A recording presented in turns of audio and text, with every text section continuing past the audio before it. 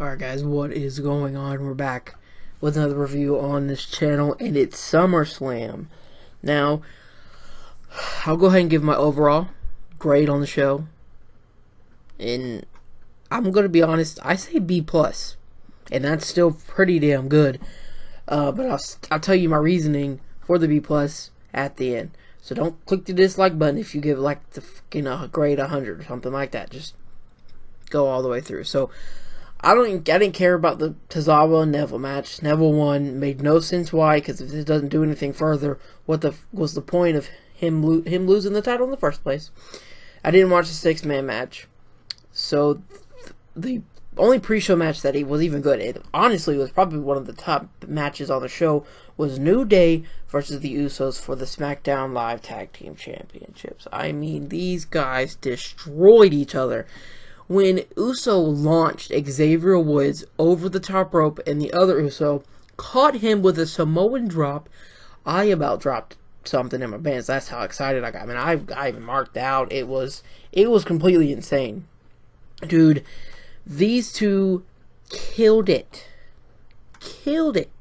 Honestly. And the ending was even still good too. So, they take out Xavier Woods and Kofi, and they leave Big E in the ring by themselves. They hit a couple of super kicks, and they get on each side, like they did the double splash, and that was how they got back their titles. So, interesting. I mean, let's see what happens in the tag team division on SmackDown.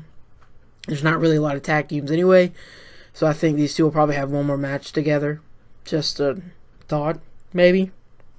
I don't really know. So, we'll jump into the main show now. It was John Cena versus Rusev to start, versus Baron Corbin to start the show. And first I want to say, I fully expected John Cena to put over Baron Corbin, because I don't know. I feel like he's in the part of his career where he can start doing that. Obviously, he doesn't think so, and John Cena keeps getting wins. Honestly, I'm fine with that, because, I mean, it's a John Cena match. It's solid either way, and him and Baron Corbin had some pretty good chemistry in the ring, but John Cena does end up getting the attitude adjustment for the win. So that match was solid. I just thought that maybe they would give the win to Baron Corbin since he just cashed in the briefcase and he fucking lost. I mean, yeah, okay, I guess, sure. So then, our next match was Natalya versus Naomi.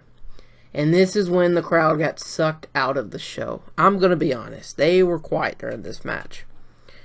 I think the only thing that this match brought was maybe Carmella's going to cash in. And that's the only reason I wanted to watch it. But it ended up being a decent match. Not something to remember the next morning. But Natalya does get the win. Okay, let's move on. Carmella didn't cash in. Kind of disappointing. But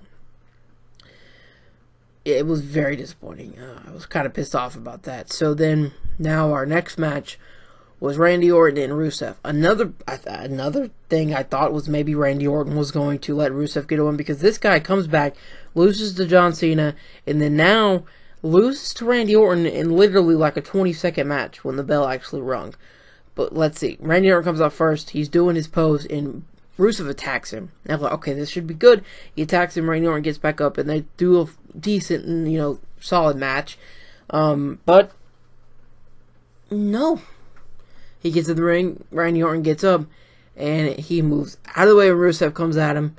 Hits, I'm going to be honest, a pretty cool RKO, and does get the victory. But honestly, I was hoping they would kind of push towards the future. Rusev and Baron Corbin are two guys that I see need a win, but I guess not. I don't really know. What do you guys think about that? What do you guys think about how they let the older guys win and the new era people didn't get the win there with those two matches? I don't know. I think the crowd only really ever popped in this short segment was when Randy Orton hit the RKO. But other than that, they didn't even care. I mean, it was like, whatever. And I like, the Brooklyn crowd last year was hot pretty much the whole time. They didn't really get going until the Bray Wyatt and Finn Balor match. Let's be honest here. So we go to our next match, which is Alexa Bliss versus Sasha Banks. Not their best match. I think their best match that they've had with the two was the last time they faced off at the pay-per-view, and Alexa Bliss got the victory. This time, though, Sasha Banks got the victory. Decent match. Not, like I said, not nothing to really go back and want to rewatch. Literally.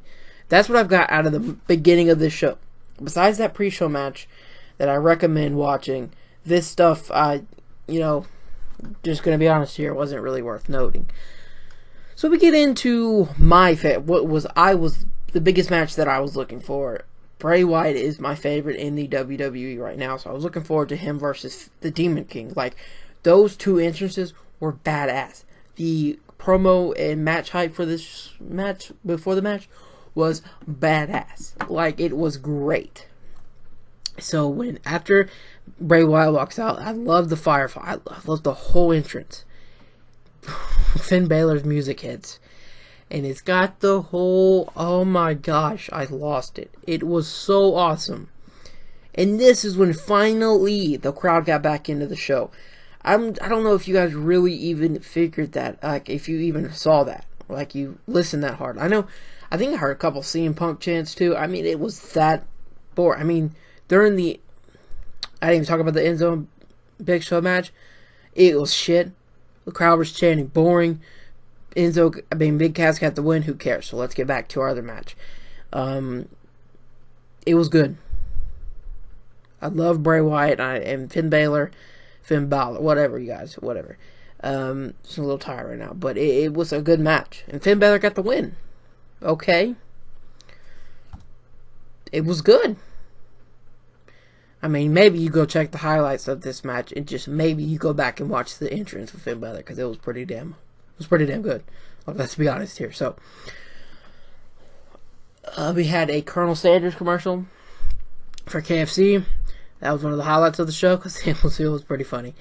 But we get back, and it's a match between Sheamus and Cesaro versus Seth Rollins and Dean Ambrose. From what I could see out of it, because I had to step out for a couple of minutes, like 10 minutes, and I missed the ending of the match. I didn't know what happened. Came back, and I saw Dean Ambrose, Seth Rollins won. So, hey, what I got out of this was good shit. Because, let's be honest, the Raw Tag Team division is thin. Just like the Smackdown Tag Team division is thin. The Hardys really haven't been doing anything lately since the Revival got injured, and those are two tag teams who have not done much. Then you had the Club, which they're a waste at this point. I mean, who cares? Enzo and Cass are gone, and so now really all you had was Seth Rollins and Dean Ambrose thrown into the mix against Cesaro and Sheamus. I want to see where this goes, honestly. I think in turn, at the end, I think the next, at No Mercy, Sheamus and Cesaro get their tag belts back, and then Dean Ambrose will turn heel and get the biggest all-time revenge on Seth Rollins for what he did to the Shield to begin with. That is where I think that's going to go with this whole storyline thing. What do you guys think about that? I think I saw a lot of people on Twitter and stuff, fantasy booking, that they were going to lose and Dean Ambrose was going to go full flip his shit and beat the crap out of Seth Rollins. So, I honestly was thinking that too, but they got the win, and so now I think at No Mercy is when that happens. So, I missed the start of the AJ and Kevin Owens match, but I saw the most important parts. So, Shane McMahon got a little shoving match with both. Both got to roll up to a 2 count after that point, but AJ, oh my gosh, like when Kevin Owens got the pin and he counted 3, but he did not see the leg on the ropes, man, that was pretty good. That was pretty good right there. And then AJ got the insane Styles Clash. I think he hit a couple in this match. It was a great match, great United States Championship match, and I gotta say, I just saw that AJ Styles was the first champion to ever retain a United States Championship match at SummerSlam, which that's pretty interesting. I didn't know that was a thing, but apparently it is. Okay, cool, I guess. This match was good. I would say you could probably go back and watch the Seth Rollins and Dean Ambrose, the tag team match, and then this pretty much every match up. The rest on, you could probably go back and see what happened. Our 2 co-main events are up next. It was Nakamura, love the violin, that was great, versus Jinder Mahal. Upset about the finish. I know, everybody, I think, smart choice was to pick Jinder Mahal. But I just wanted to see Nakamura with the champion because I'm just bored with Jinder Mahal at this point.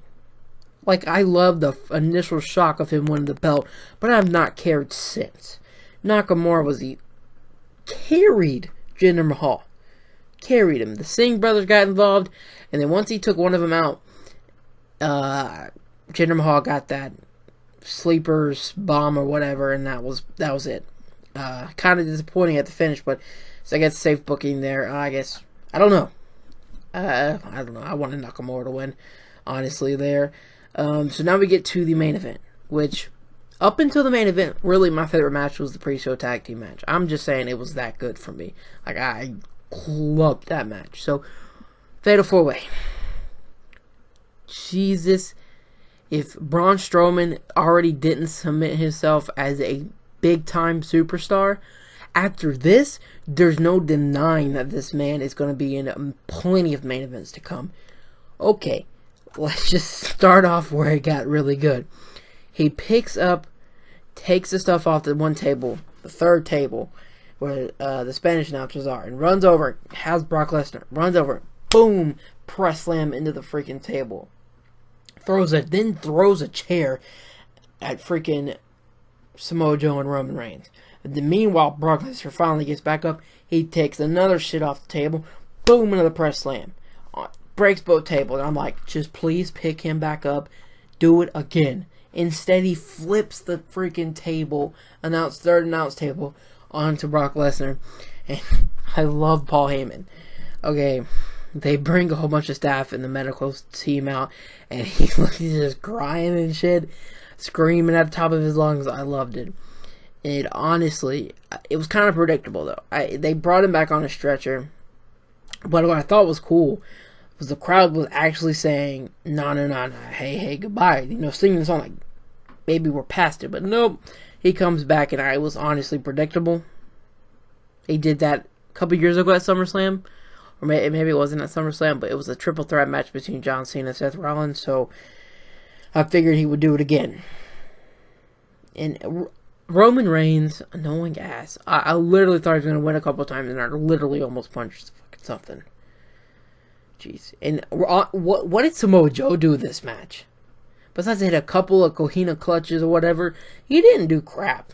He had a dive through the ropes, but didn't do anything. He was not a major player in this match at all, which shocked me. It was all about Braun Strowman.